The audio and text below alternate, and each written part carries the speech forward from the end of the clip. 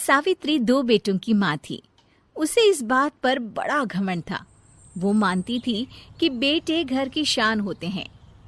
ये ले सावित्री, मिठाई खा, मेरे यहाँ पोती पैदा हुई है।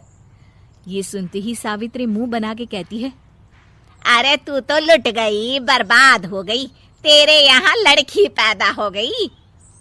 अरे तू ऐसा क्यों कह रही है? मैं तो बहुत खुश हूँ। अरे जब तेरी पोती के पीछे तुझे खर्चे पर खर्चे करने पड़ेंगे ना, तब ये तेरी सारी खुशी गम में बदल जाएगी। पहले लड़की की पढ़ाई लिखाई का खर्चा, फिर उसकी शादी का खर्चा। अरे आजकल की शादियाँ कितनी महंगी हो गई है।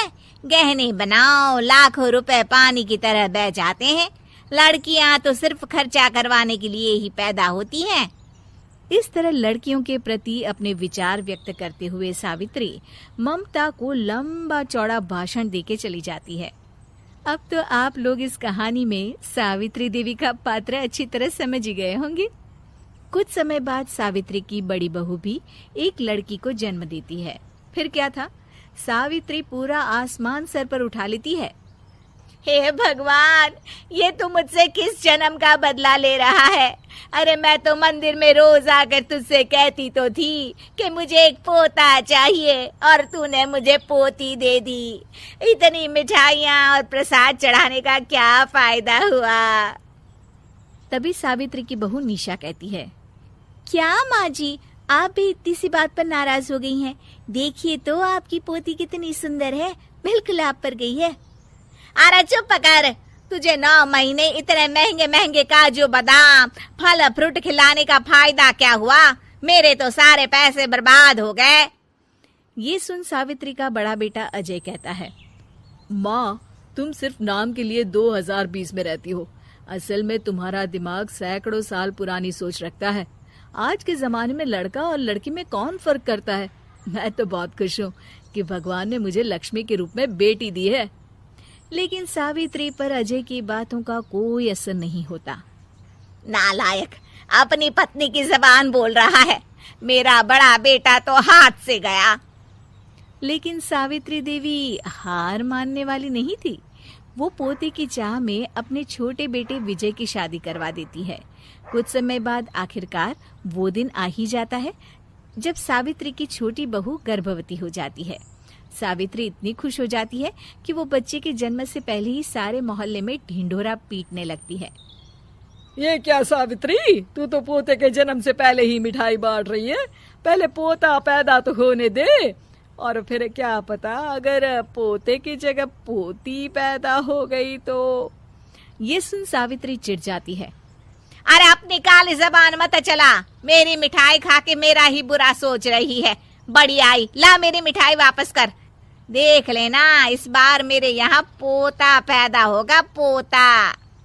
लेकिन ठीक इसका उल्टा होता है। सावित्री की छोटी बहू भी एक लड़की को जन्म देती है। सावित्री फिर से रोना धोना शुरू कर देती है और अपनी छोटी बहू को कोसते हुए भला बुरा कहने लगती है। देखते ही देखते ये सावित्री की रोज की आदत हो जाती है। एक दिन उसकी इस आदत से परेशान होकर विजय अपने भाई अजय से कहता है, भैया, माँ खुद एक औरत होकर हमारी बेटियों को पसंद नहीं करती, उल्टा उन्हें रोज कोसती रहती है। मुझे माँ की यह आदत बिल्कुल पसंद नहीं आती। अरे तू ठीक कहता है, मैं भी अब माँ से तंग आ गया हूँ। अच्छा, तो अब तुम दोनों इस तरह पीठ पीछे मेरी बुराई भी करने लग गए हो? नहीं माँ, हम चाहते हैं कि घर में शांति बनी रहे। हमें हमारी बेटियाँ बहुत प्यारी है।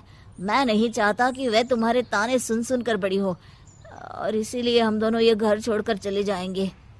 हाँ माँ, मैं भैया की बात से सहमत हूँ। जब तुम इस घर में अकेली रहोगी तब तुम्हें अपनों की कीमत का एहसास होगा।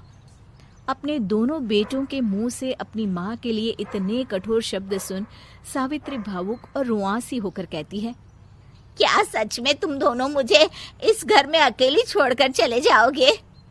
हाँ माँ। हाँ माँ, अब पानी सर के ऊपर जा चुका है।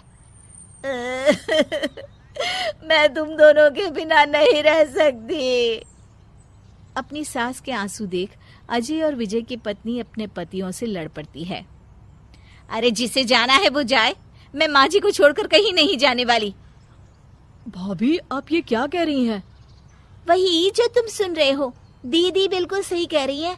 हम बेटियों के संस्कार हमें सिखाते हैं कि सास माँ समान नहीं बल्कि माँ ही होती है और उस माँ की जिंदगी भर सेवा की जाती है।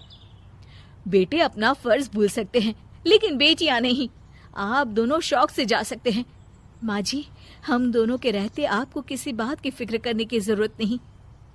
फिर क्या था, सावित्री के ऊपर छाए बेटों के घमंड के बादल उसकी बेटी स्वरूप बहुओं के तेज के आगे आंसू के रूप में परिवर्तित होकर सावित्री की आंखों से बहने लगते हैं और वो उन दोनों को गले लगा लेती है। मैं जिंदगी भर बेटियों को कोसती रही, लेकिन आज तुम दोनों को देख मुझे समझ आ गया कि बड़े अभागे होते हैं वो लोग जिनके घर बेटियां नहीं होती।